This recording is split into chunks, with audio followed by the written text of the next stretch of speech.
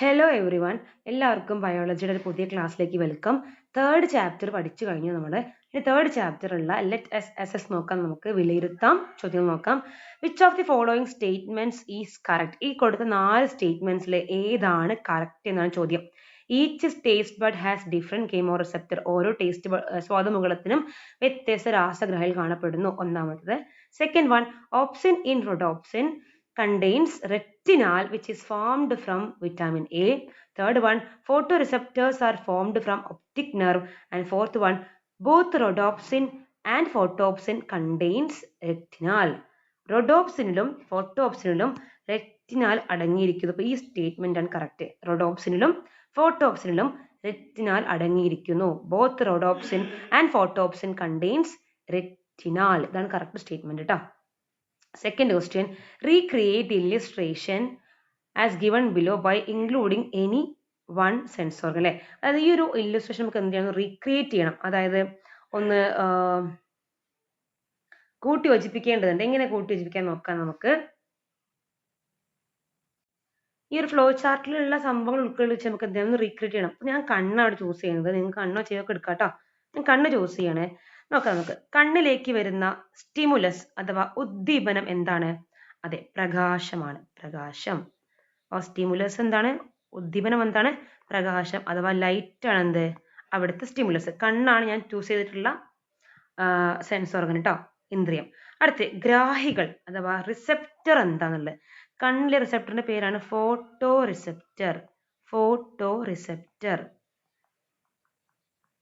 അല്ലെങ്കിൽ പ്രകാശഗ്രാഹികൾ. പ്രകാശഗ്രാഹി. ഓക്കെ, ഞാൻ ഈ ചെയ്യുന്ന ഈ ഫ്ലോ ചാർട്ട് കംപ്ലീറ്റ് ചെയ്യുന്നത് എന്ത് ഉദ്ദേശിച്ചാണ്? കണ്ണുദ്ദേശിച്ചാണ് കേട്ടോ. അടുത്ത് എന്താണ് ഉദ്ദീപിക്കൽ അല്ലെങ്കിൽ എന്താണ് അവിടുത്തെ സ്റ്റിമുലേഷൻ ഉദ്ദേശിച്ചത്? ഉദ്ദീപിക്കൽ എങ്ങനെയാണ് നോക്കാം. പ്രകാശഗ്രാഹികളെ വർണ്ണങ്ങൾ എന്ത് ചെയ്യുന്നു? വിഘടിക്കുന്നുണ്ട്. ദ ഫോട്ടോ റിസെപ്റ്റർ സെൽസിൽ കാണപ്പെടുന്ന പിഗ്മെന്റ്സ് എന്ത് ചെയ്യുന്നു? ഡിസോസിയേറ്റ് ചെയ്യുന്നു. നമുക്കറിയാം പ്രകാശം വരുമ്പോൾ അത് പ്രകാശഗ്രാഹി കോശങ്ങളിൽ കാണപ്പെടുന്ന വർണ്ണവസ്തുക്കളുടെ ഏതൊക്കെയാണ്? റോഡോപ്സിനും ഫോട്ടോപ്സിനും. അവരെന്ത് വിഘടിപ്പിക്കുന്നുണ്ട്? ഡിസോസിയേറ്റ് ചെയ്യുന്നുണ്ട്. അപ്പൊ നമുക്ക് എങ്ങനെ എഴുതാം? പിഗ്മെന്റ്സ്, പ്രകാശം വരുമ്പോൾ എങ്ങനെയാണ് അത് വർക്ക് ചെയ്യുക? Pigments get stimulated, sorry dissociated, വിഘടിക്കുന്നു. Dissociated. Pigments dissociated. പ്രകാശഗ്രാഹി,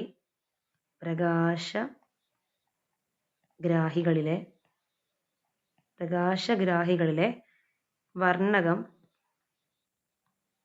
വർണ്ണകം വിഘടിക്കുന്നു.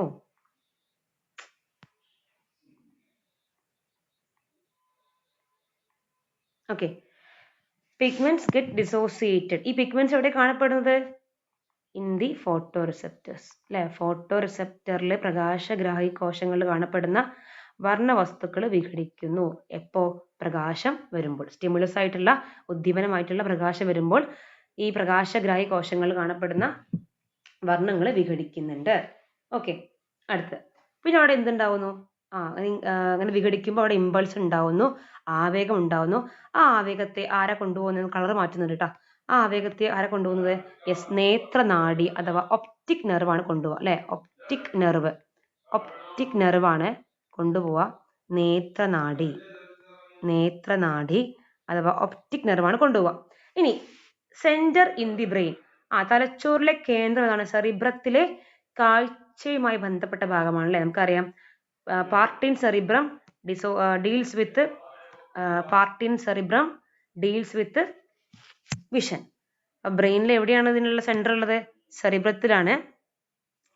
Part in cerebrum deals with vision. Part in cerebrum deals with vision ആണ് സെറിബ്രത്തിലെ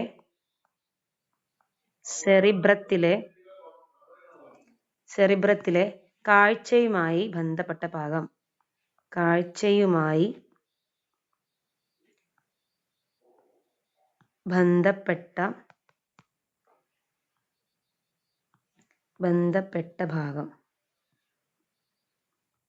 സെൻസേഷൻ, ഇന്ദ്രിയ അനുഭവം എന്തായിരിക്കും? കാഴ്ച എന്നുള്ളത് തന്നെയാണ് നമ്മുടെ ഇന്ദ്രിയ അനുഭവം.